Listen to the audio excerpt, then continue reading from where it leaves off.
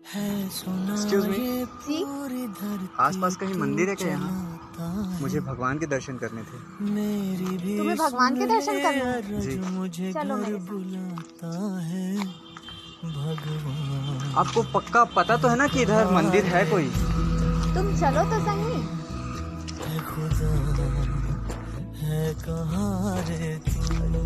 ये तो मेरा ही घर है।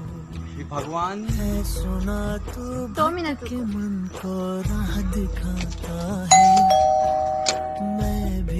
क्या हुआ बेटा? कुछ नहीं माँ, मैंने इनको बोला कि मुझे मंदिर जाना है भगवान के दर्शन के लिए, लेकिन ये